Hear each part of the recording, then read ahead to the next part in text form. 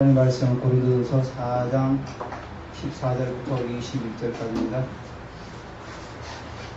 고린도전서 4장 14절부터 21절까지 교독합니다. 제가 14절 읽겠습니다. 내가 너희를 부끄럽게 하려고 이것을 쓰는 것이 아니라 오직 너희를 내 사랑하는 자녀같이 권하려 하는 것이라. 그리스도 안에서 일반 스승이시되 아버지는 많지 아니하니 그리스도 예수 안에서 내가 복음으로써 너희를 낳았습니다. 그러므로 내가 너희에게 권하노니 너희는 나를 본받는 자 되라. 이로 말미암아 내가 주 안에서 내 사랑하고 신실한 아들 디모데를 너희에게 보내었으니 그가 너희로 하여금 그리스도 예수 안에서 나의 인사 곧 내가 갇혀 각 교회에서 가르치는 것을 생각나게 하리라. 어떤 이들은 내가 너희에게 나아가지 아니할 것 같이 스스로 교만하여 줬으나 주께서 허락하시면 내가 너희에게 속히 나아가서 교만한 자들이 말이 아니라 오직 그 능력을 알아보겠으니 하나님의 나라는 말에 있지 아니하고 오직 능력에 있습니다. 너희가 무엇을 원하느냐 내가 매를 가지고 너희에게 나아가랴. 사랑과 온유한 마음으로 나아가랴. 아멘.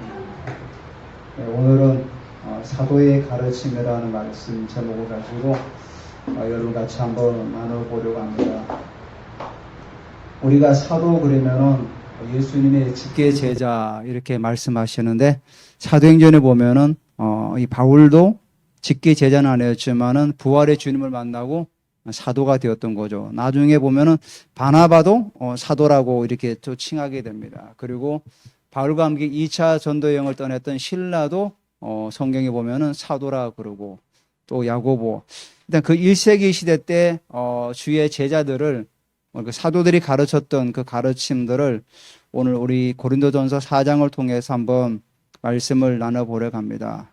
바울이 14절에 내가 너희를 부끄럽게 하려고 이것을 쓰는 것이 아니라 이렇게 말씀하고 있습니다. 고린도 4장을 통해서 내가 너희를 부끄럽게 하려고 이것을 쓰는 거는 고린도전서를 말하는 거죠. 부끄럽게 한다는 그 의미가 우리가 지난주에 봤듯이 바울은 뭐라고 그랬죠? 13절에 4장 13절에 보면은 우리는 세상의 더러운 것과 만물의 찌꺼기 같이 되었다. 그러면서 그 당시 고린도 교인들에게는 너희가 예수 안에서 강하고 지혜롭고 또 존귀하다 이렇게 계속 그들에게 말씀하죠. 그러면서 바울은 자신들은 복음을 전하지만은 세상 사람들이 볼 때는 우리 정말로 몸에 있는 때에 불과하지 그런 존재로 우리는 살아왔다. 이제 그렇게 얘기하니까 그 당시 고린도 교인들은 우리는 존귀한 자가 되고 또 강하고 지혜로운 자 되는데 오히려 사도들은 더 이상하게 더 만물의 어떤 그 제일 밑바닥의 인생을 사는 것이 아니냐. 그래서 너희들이 혹시라도 우리를 보고 부끄럽게 여기지 않을까 이렇게 하는데 그런 것이 아니라는 거죠. 사실 바울은 복음 때문에 사람들에게 미련하게 보이고 어리석게 보였던 거죠. 헬라인들은 십자가의 도가 미련하게 보이고 유대인들은 끄리끼게 보이는 정말로 이상한 그런 사람으로 비춰줬던 거죠. 그렇지만은 고린도 교인들에게는 뭐라고 했습니까? 4장의 전반부에 보면은 너희들은 예수 안에 있기 때문에 지혜롭고 정말 존귀한 자로 세워졌다. 바로 우리를 향하신 말씀이죠. 우리가 예수 안에 있었기 때문에 우리가 존귀한 자가 되고 예수 안에 있기 때문에 우리가 지혜로운 자가 되었던 거죠. 그렇지만은 내가 14절에 이렇게 기록한 것은 너희를 부끄럽게 하려고 너희를 창피해 주려고 이런 말씀을 쓰는 것이 아니라는 거죠. 뭐라고 하죠? 오직 너희를 내 사랑하는 자녀같이 권하려 하는 것이라. 자, 부모가 자녀를 야단을 칠 때 그 자녀가 정말 미워서 야단을 칩니까? 그렇진 않죠. 그 자녀가 잘 되길 바라고 그 자녀가 올바로 서기를 원하고 그렇기 때문에 야단을 치고 또 혼내는 거죠. 정말로 그 자녀가 내 자녀가 아니라면 그렇게 혼내겠습니까? 혼낼 수가 없죠.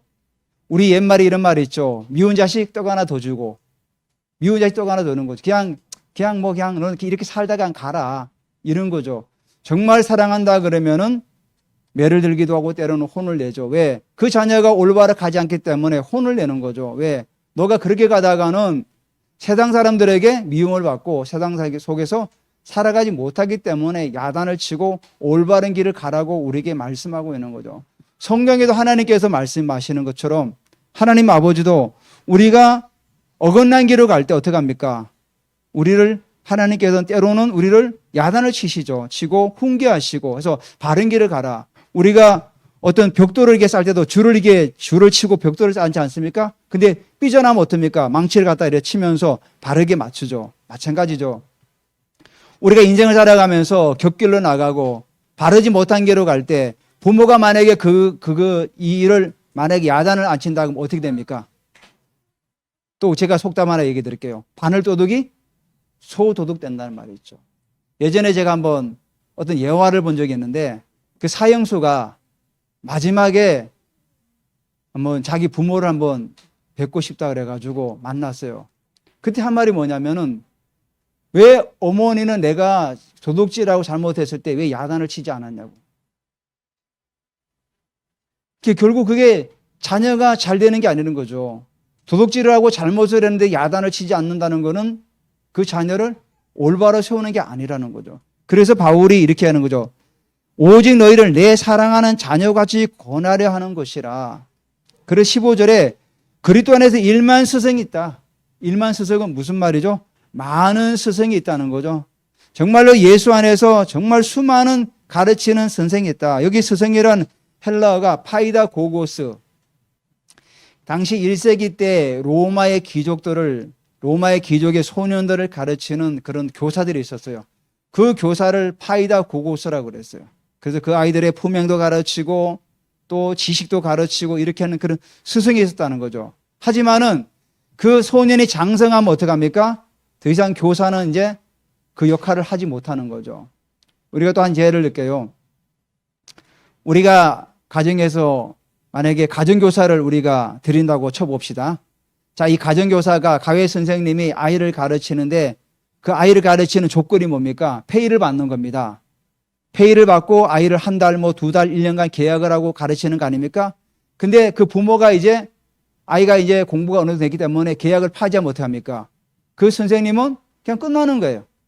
그러니까 그 선생은 페이를 받고 어떤 한정된 기간 안에서 아이를 가르치다가 떠나면 그만해요. 더 이상 우리가 그 사람에게 요구할 수는 없어요. 마찬가지로 고린도 교회도 그리스도 안에서 그런 많은 스승들이 있었다. 자, 여러분들께서 어떤 일을 할 때 여러분들의 이익을 위해서 만나는 사람이 있을 거 아닙니까? 우리 요셉 형제 같은 경우는 거래처, 영업사원이니까 거래처 사람들 만나는 거 아닙니까? 만나서 차도 한잔하고 밥도 함께 먹으면서 우리 제품 이런 게 나왔는데 좀 한번 봐주시고 좀 괜찮으시면 한번 주문해 주시면 좋겠다.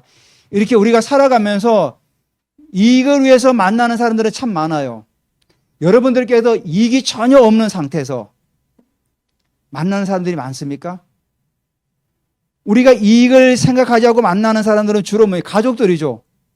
우리가 부모 자식 간에는 이익을 위해서 만납니까? 그렇지는 않아요.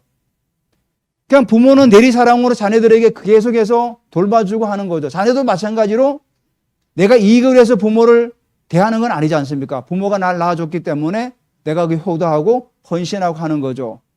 부모, 자녀, 가족 관계는 그런 이익을 위해서 만나는 집단은 아니죠. 근데 우리가 사회에 나가면은 만나는 대부분 사람들은 우리의 이익을 위해서 많이 만나죠. 거래처라든지 내가 회사 일이라든지 이런 모든 것들은 결국 내가 페이를 받으니까 회사 가서 일하면서 사장님을 만나고 여러 관계를 맺는 겁니다. 자, 그러면은 여러분들께서 이익이 전혀 없는 상태에서 얼마나 많은 사람들을 만나냐는 거죠. 나는 저분하고 만날 때 전혀 내게 이익이 하나도 없어. 그러시면 어떡합니까? 내가 헌신하고 도와주는 사람들이 있어요. 바울은 자기의 생애에 한 시간이라는 그 텀을 고린도 교인들을 위해서 헌신했어요. 바울은 그들에게 어떤 이익을 바라고 페이를 바라고 일하지 않았다는 거죠.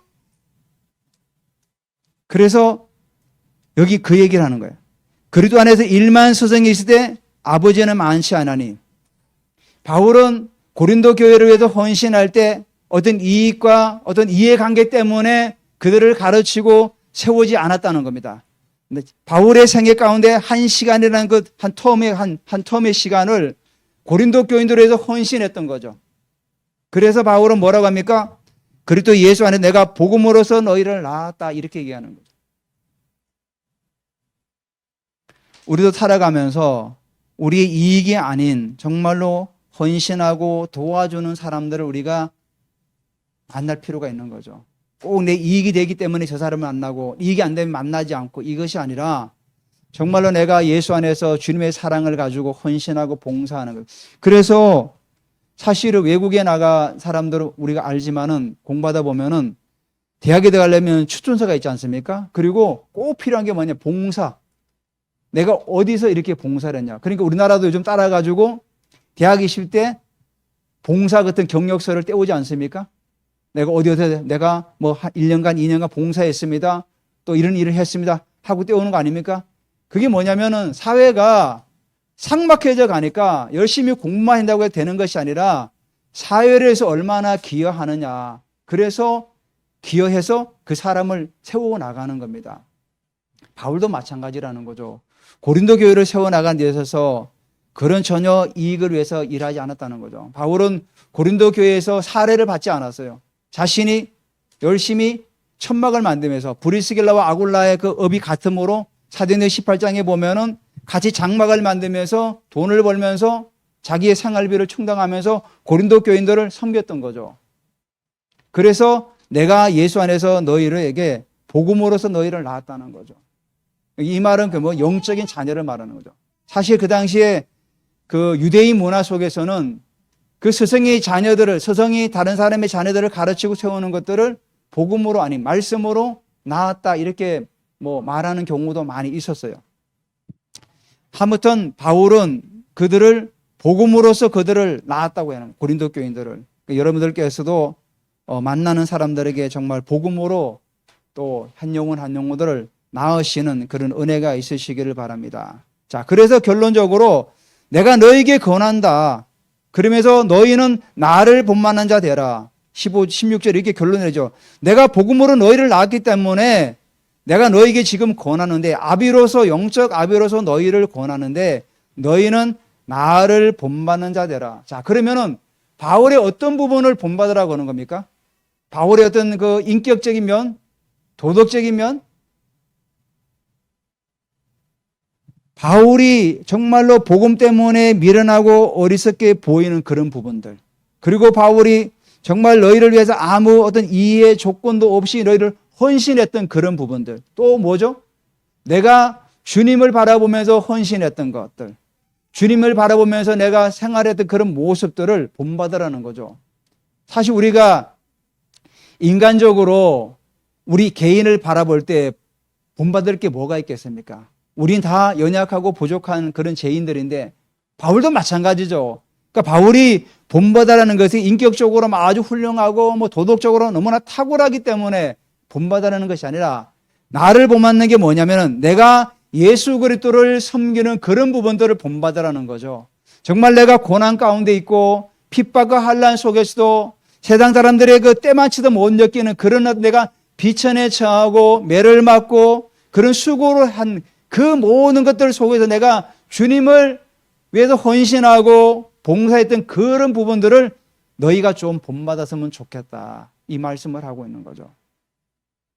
여러분들께서도 마저 우리가 예수 그리스도 우리가 닮아가야 되죠. 하지만 우리가 예수 그리스도를 닮아간다는 게 결코 쉽지가 않잖아요. 그러니까 바울이 자신을 본받으라는 거죠. 나도 이렇게 해서 본받았다. 나도 이렇게 해서 주님을 섬겼다.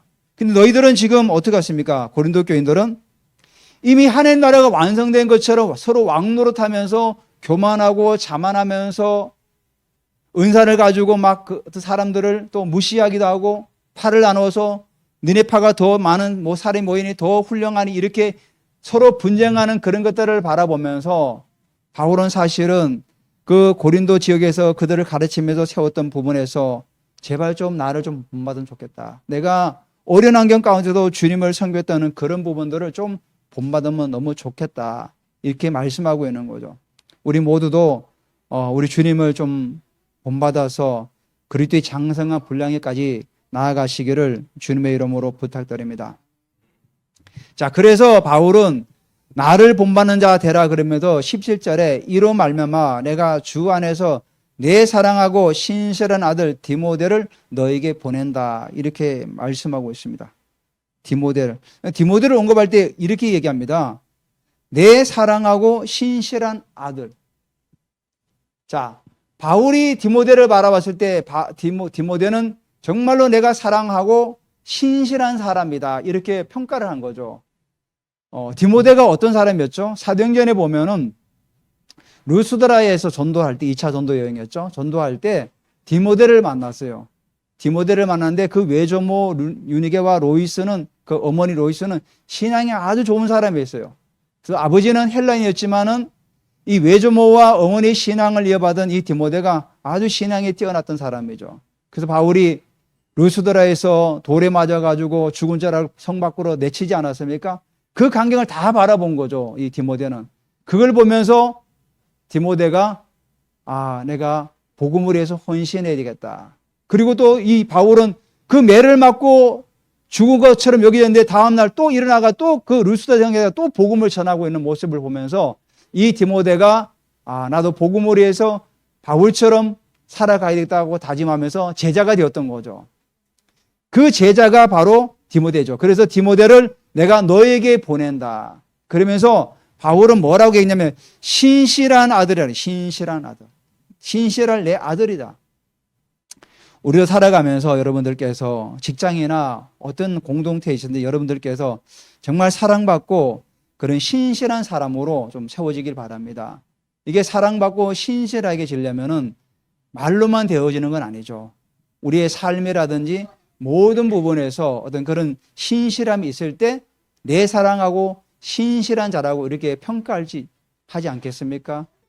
정말 우리 하나님께서 주님께서 우리를 마지막 때 우리를 부를 때 정말 내 사랑하고 신실한 종이다 이렇게 평가할 때 얼마나 기쁘겠습니까? 그래서 여러분들께서도 내가 주님 앞에 정말 내가 사랑받는 자로서 또 신실한 사람으로서 주님 앞에 서기를 원합니다. 이 신실한 그 의미가 결국 뭐냐? 믿음입니다. 믿음이 없이는 이 신실함이 갈 수가 없어요. 제가 지난주에 말씀드렸죠. 믿음이라는 그 용어 안에 충성이라는 단어 안에는 믿음, 신실 다 포함된 거다. 내가 얼마나 주님 앞에서 신실하게 살아가고 있는가 한번 점검해 보시기 바랍니다. 예수님께서 유대에서 복음을 전할 때 한 백부장이 예수님께 찾아옵니다. 찾아와서 내 하인이 지금 병들었는데 내게 오셔가지고 좀 고쳐주시면 감사하겠습니다. 그 예수님이 가려고 하죠. 하니까 그 백부장이 어떻게 얘기합니까? 오지 마십시오. 나도 남의 소화에 있는데 내가 이대로 저로 가라 하면 가고 오라고 하면 오고 합니다. 그러니까 말씀만 하십시오. 이렇게 얘기합니다. 그 백부장이 예수님께 와서 어떻게 행동했는지 아십니까? 무릎을 꿇고 절을 했어요. 자, 지금 상황을 우리 한번 얘기해 보죠. 로마의 장교가 자기들의 속국의 속주 이스라엘은 속주의 청년에게 30세 때 사역을 시작했으니까 그 청년 앞에 무릎을 꿇었어요. 쉽게 얘기해서 일본군 장교가 조선에 있는 한 청년 앞에 무릎을 꿇었다는 얘기예요. 말이 안 되죠. 근데 이 로마 장교는 무릎을 꿇고 또 하인이 어떻습니까? 그 당시 하인은 노예입니다. 노예를 위해서 그렇게 했다는 거죠. 그래서 예수님께서 그 백부장에게 뭐라고 말씀하셨죠? 내가 이스라엘에서 이만한 믿음을 가진 자를 내가 보지 못했다. 그 의미는 뭡니까? 신실하다는 거죠. 신실하다. 정말 자기의 속주의 그 청년 앞에도 무릎을 꿇을 수 있는 그러니까 하나님 앞에서 신실한 거죠. 하나님 앞에서. 그러니까 하나님 앞에서 신실하기 때문에 자기 하인, 그 종, 사실 그 노예가 그 당시에 사람 취급 못 받지 않습니까? 노예는 주인이 죽여도 그냥 끝나는 거예요. 어디 가서 하소연 못 하는 거죠.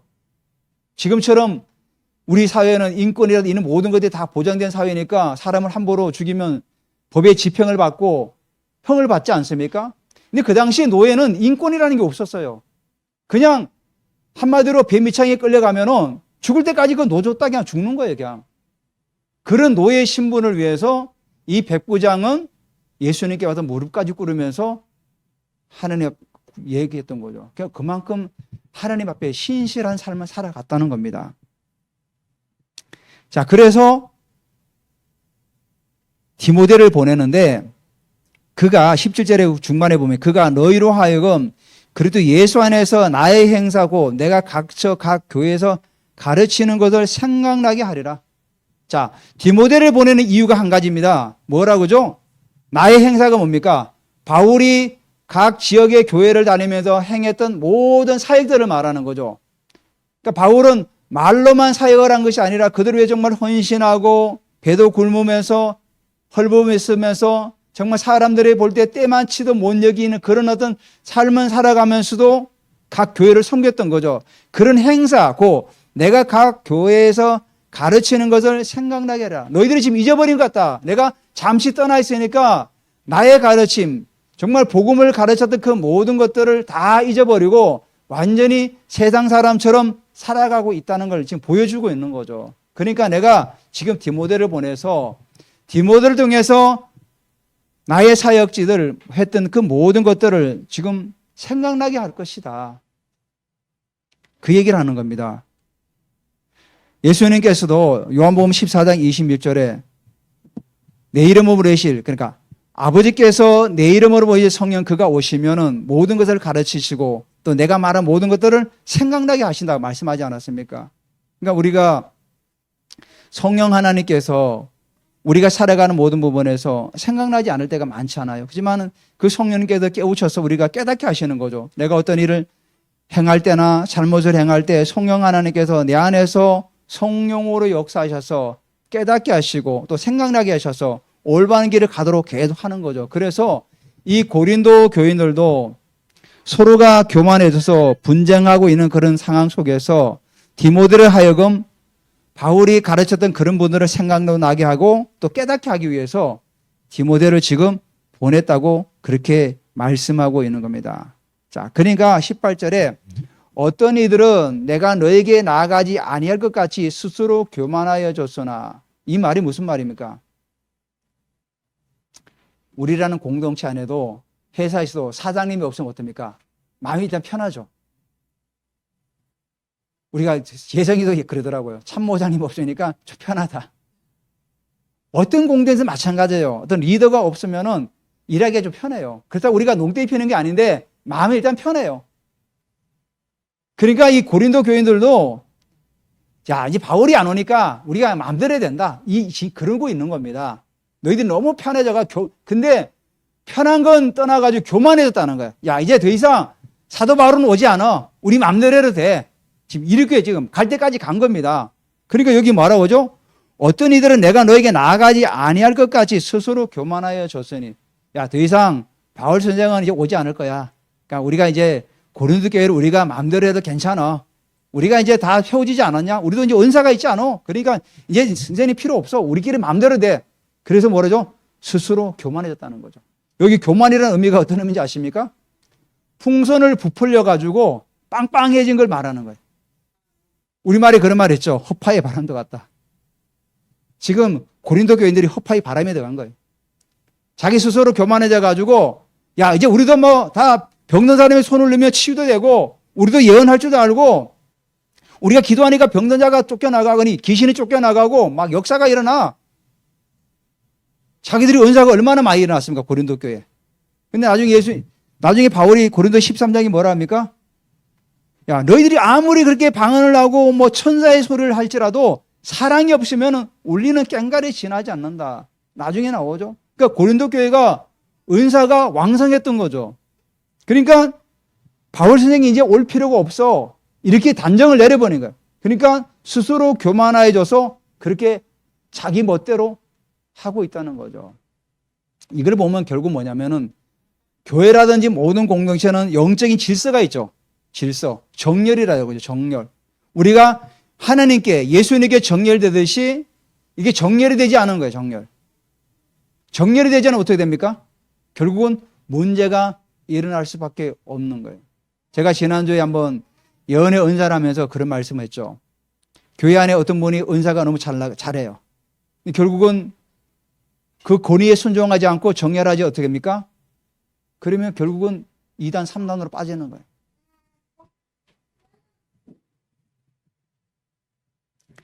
그래서 19절에 주께서 허락하시며 내가 너에게 속히 나아가서 교만한 자들의 말이 아니라 오직 그 능력을 알아보겠으니 19절에 주께서 허락하시면 이렇게 말씀하고 있는데 고린도 16장 5절에 9절에 보면은 바울이 마게도니아를 지나서 고린도를 가려고 생각을 해요. 근데 에베소 교회에서 강대한 유하고 강대한 문이 열렸다고 그래요. 아마도 에베소의 대붕운동이 일어나가지고 굉장히 왕성하게 일어났던 거죠. 그러니까 어떤 시간적으로도 갈 수 없는 그런 여건이 됐던 거죠. 그래서 허락하심이라는 용어를 쓴 거죠. 그래서 고린도를 가고 싶었지만은 에베소에 있던 그런 어떤 부흥과 어떤 그런 역사 때문에 갈 수 없는 그런 환경 때문에 못 갔던 거죠. 그래서 하나님께서 허락하시면 내가 간다는 거죠. 자, 그러면서 뭐라고 얘기하냐면은 너에게 속히 나아가서 교만한 자들의 말이 아니라 오직 그 능력을 알아보겠으니 이렇게 말씀하고 있어요. 여기 뭐라고 하죠? 교만한 자들의 말이 아니라 오직 그 능력을 알아보겠다. 이 얘기는 뭡니까? 너희들이 그렇게 말을 정말 청산 유수처럼 그렇게 말 잘하고 있는데 정말 너희들이 정말 그 말대로 정말 살아가고 있는가? 그걸 보겠다는 거죠. 우리가 하나님의 말씀을 순종하고 살아가는 것들을 보겠다는 거죠. 그래서 그들이 말이 아니라 그 능력이 뭡니까? 물론 이 능력이라는 게 은사적인 면도 있지만은 하나님의 말씀의 그 삶을 살아가고 있는 능력. 주께서 하신 그 성경에 있는 그 말씀을 정말로 나의 삶 가운데 얼마나 적용하고 살려고 몸부림치고 있는가를 보겠다는 거죠. 말이 아니라 너 능력을 보겠다. 예수님께서 다시 오실 때 우리에게 볼 게 이거 아니겠습니까? 너가 정말 얼마나 말씀대로 살아갔느냐? 너가 얼마나 말씀에 순종하며 살아갔는가? 말이 아니라 그 능력이라는 거죠. 우리가 그 말씀에 순종할 때 우리에게 은사들이 이 모든 부분들이 더 왕성하게 일어날 수 있는 거죠. 우리가 하나님 말씀을 제대로 순종하지 않고 믿지 못할 때 어떻게 우리가 능력을 행할 수 있고 병든 자를 고칠 수 있습니까? 그러니까 하나님의 말씀이 정말 내 삶 가운데서 내 길의 빛이요 내 발의 등이 될 때 그 말씀의 능력이 나타나는 거 아닙니까? 지금 그 얘기를 하고 있는 거예요. 바울은. 그들이 교만해졌는데 좋다. 그러면 그들이 말하는 것들을 모든 것들을 그 삶에서 한번 내가 찾아보겠다. 얼마나 그들의 삶 가운데서 고린도 지역에 나가서 믿지 않는 자들에게 그들의 삶이 어떤가를 보여주는가. 그래서 예수님께서 우리에게 뭐라고 말씀하셨죠? 너희는 세상의 빛이다. 우리가 가는 곳에 빛의 역할을 하라는 거죠. 우리가 가는 그 현장이 얼마나 우리가 빛을 발해서 그 지역이 정말 어둠이 무너지고 그 썩어져 가는 곳에 소금이 되어서 얼마나 정화되어 나가는가. 정말 내가 갈 때 그 지역에 내가 얼마나 신실한 자로 섰을 때 그 사람들이 신실한 모습으로 변해가고 있는가. 그걸 보여달라는 거죠. 바울은. 내가 가면은 너희들 그래 말 잘했는데 좋다. 내가 가서 한번 너희들이 말한 것대로 한번 내가 능력을 한번 찾아보겠다. 그래서 우리가 가는 그 현장마다 뭐라고 하죠? 우리의 신실함을 드러내야 되고 우리가 예수 그리스도의 빛을 발하고 우리가 예수 그리스도 안에는 그 소금의 역할을 감당해서 내가 속해 있는 그 공간과 내가 속해 있는 그 공동체 안에서 주님의 영광을 드러내는 삶을 살아가야 된다는 거죠. 그럴 때 그들이 변해서 야, 저 사람을 보니까 우리랑 좀 뭔가 좀 다른 것 같아. 그렇게 살아가라고 있는 거죠. 그래서 20절에 하나님의 나라는 말에 있지 않고 오직 능력이 있다는 거죠. 그러니까 하나님의 나라는 말로 되어지는 것이 아니라 우리의 삶을 통해서 보여주고 능력이 되어지는 거죠. 그래서 우리가 세상 사람들이 나갔을 때 말로만 하는 것이 아니라 우리 삶을 보여주고 또 그들에게 예언을 선포하고 시도해주고 기도도 해주고 정말 아픈 사람이 있을 때 그들을 위해서 기도도 해주고 제가 잠깐 기도해줘도 괜찮겠습니까? 기도도 해주고 시도해주고 뭐 그들이 원하지 않으면 할 수 없지만은 그러면 어떻게 합니까? 우리가 그 사람들을 위해서 계속해서 믿음으로 기도하는 거죠. 대놓고 우리가 기도하지 못할지라도 배후에서 기도하는 거죠. 하나님, 저의 연약한 부분이 있습니다. 주님 기도해 주십시오. 여러분의 일터라든지 가정 모든 부분이 여러분 기도로 여러분들 싸워 나가시기 바랍니다. 지난주에 저희 가정에 그 4층에서 밤만 되면은 뭐 매일은 아닌데 일주일에 한두 번은 특히 한 주방에서 쿵쿵쿵 그래요. 그래서 제가 뭐 올라가서 몇 번 얘기도 하고 또 관리실도 얘기하니까 이분들이 참 황당한 변명들을 많이 드러내요. 그러면 제가 깨달은 게 뭐냐면은, 이게 기도해야 되겠구나. 기도로 이걸 뚫어내야 되겠구나. 왜냐하면 자꾸만 우리를 격동시키면 어떻게 합니까? 모든 하는 일들이 되지가 못하는 거죠. 우리가 스트레스를 받고 자꾸 분이 일어나면 어떤 일을 행할 때 감정이 앞서지 합리적이고 이성적으로 할 수가 없어. 그러니까 사단은 계속해서 우리를 격동시키는 거죠. 그래서 기도를 해야 되겠다. 그래서 본격적으로 좀 기도하려고 지금 저희들이 계속 기도하고 있어요. 이게 뭐 말로 해서 될 문제도 아니고. 그러니까 사단은 끊임없이 우리가 살아가는 부분에서 신앙생활을 하지 못하도록 계속해서 우리를 공격해 돌아요. 그러니까 저희 교회 오는 분들 가운데도 자꾸 그 공격을 받고 있는 분들이 있어요. 그러니까 사단은 하나님의 은사가 풀어지고 주님의 나라가 확장되어 나가는 것들을 제일 싫어하는 게 사단. 왜냐? 자기의 나라가 뺏겨 나가는 걸 싫어하지 않습니까? 제가 예전에 막 전도 열심히 다닐 때 영접 기도를 시키면은 물론 이게 한 번에 하는 분도 있어요. 근데 대부분 영접 기도를 시키면 따라하지를 못해요. 예수님 이름 나오면 특히 예수님 따라하지 못해요. 그게 뭐죠? 사단이 공격하는 거죠. 야, 예수님의 이름으로 기도합니다. 예수님 내 마음에 오십시오. 이걸 잘 못해요. 왜? 사단이 뺏기니까, 사람을, 자기 백성을 뺏기니까. 그래서 하나님의 나라는 아래에 있지 않고 능력이 있다. 우리가 이 하나님의 나라가 이 땅 가운데 확산되고 또 이 땅 가운데서 퍼져나가기 위해서 우리가 끊임없이 우리를 단련시키고 또 준비해 나가시기를 주님의 이름으로 축원드립니다. 그러면서 21절에 정말 사도 바울이 아비의 심정을 가지고 이렇게 얘기합니다. 너희가 무엇을 원하느냐? 내가 매를 가지고 너희에게 나아가랴? 사랑과 온유한 마음을 나아가랴? 선택하라는 거죠. 너희가 지금 뭘 원하느냐? 내가 지금 고린도 교회를 갈 것이다. 너희들이 지금 뭘 원하느냐? 매를 원하느냐? 아니면은 사랑과 온유한 부분을 원하느냐? 그런 선택이 달렸다는 거죠. 이 얘기는 결국 뭐죠? 우리도 하나님 앞에서 우리가 선택할 수 있는 거죠. 히브리서에 보면은 하나님이 그 사랑한 자를 징계하신다 그랬거든요. 우리가 징계를 받아서 올바로 서는 것보다 우리가 하나님 말씀에 순종해서 서는 게 더 낫지 않습니까? 예전에 제가 신학적으로 잘 이해를 못할 때 하나님이 뭐 치신다 그랬는데 하나님 치시지 않아요.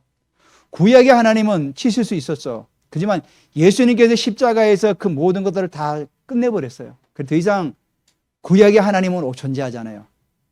그러면 뭐죠? 그 하나님은 예수님께서 모든 죄값과 저주를 다 치르셨기 때문에 그 하나님은 사랑으로 이렇게 다가오는 거죠. 그래서 혹시라도 여러분들께서 나가실 때 어떤 분이 하나님이 치셔가지고 내가 지금 이렇게 어려움 당한다 그러면 고쳐주십시오. 하나님은 치시지 않는다. 사랑의 하나님 왜 치시냐? 물론 구약에는 예수님의 중보자가 없었기 때문에 하나님 직접 개입하셨죠. 해가지고 막 치시잖아요. 근데 지금은 신약이 그런 시대가 아니에요. 신약은 예수님이란 중보자가 오셔가지고 중보자다. 그렇게 해서 우리가 기도할 때 마지막에 뭘 합니까? 예수님의 이름으로 기도드립니다. 그 의미가 예수님의 중보자예요. 하늘나라 보호자 우편에서 하나님께 대신 우리를 강구하는 거죠. 그래서 더 이상 하나님이 치시지 않아요. 하나님은 사랑의 하나님으로 이제는 우리를 돌보신 하나님이죠. 왜? 예수님 때문에. 예수님이 십자가에 우리의 모든 저주와 우리의 모든 죄값을 다 지불했어요. 더 이상 이제 우리가 지불할 게 없어요. 다 끝났어요. 그래서 여러분 우리가 기도할 때도 예수님께서 다 지불하신 그 죄값을 다 지불한 그 값을 가지고 우리가 하나님께 나아가는 거죠. 그리고 우리가 주님의 보좌를 담대히 나아갈 수 있는 이유가 거기 있는 거죠. 구약시대 때는 그 지성소를 대제사장만 들어가지 않았습니까? 예수님 십자가에 죽으실 때 우리에게 표징을 보여줬잖아요. 그 휘장이 위로부터 아래까지 다 찢어졌어요. 더 이상 대제사장만 들어가는 것이 아니라 우리가 모두 들어갈 수 있어요. 그래서 베드로는 뭐라고 그래요? 베드로전서에 너희는 왕같은 제사장이다. 택하신 족속이요. 우리는 이제 마음껏 하나님께 나아갈 수 있는 거예요. 왜? 하나님은 이제 우리를 사랑의 자녀로 품으셨기 때문에. 그래서 우리가 하나님을 아버지라 부르고 우리가 하나님의 자녀되라고 우리 고백하지 않습니까? 그래서 요한복음 1장 12절에 영접하는 자 그 이름을 믿는 자들에겐 하나님의 자녀되는 권세를 주셨다는 거잖아요. 자녀의 권세가 우리에게 있는 거예요. 지금 있는 거죠. 그래서 우리는 더 이상 하나님께 우리를 치시고 그런 게 없어요. 아버지가 자녀를 치십니까? 물론 사랑의 매를 들 수는 있죠. 올바로 가라고. 그 정도지 우리를 치시지 않는다는 거죠. 그래서 바울이 고린도 교인들을 향해서 너희가 무엇을 원하느냐? 나는 가능하면은 너희에게 나아갈 때 정말 사랑과 온유한 마음을 가지고 가기를 원한다 이거죠. 그래서 이 편지를 기록을 하면서 고린도 교인들이 좀 깨닫고 온전히 서기를 원하는 게 바로 바울의 마음이고 주님의 마음이라는 거죠. 사랑하는 우리 성도님들도 우리가 또 한 주간 살면서 우리가 하나님 말씀 앞에서 정말 내가 주님의 그 신실한 자로 서서 정말 주님의 그 사랑과 온유한 그런 어떤 마음을 가지고 주님께서 우리가 인정받는 사람으로 세워지시기를 주님의 이름으로 축원드립니다. 아멘. 우리가 오늘 말씀을 우리가 한번 같이 한번 생각하면서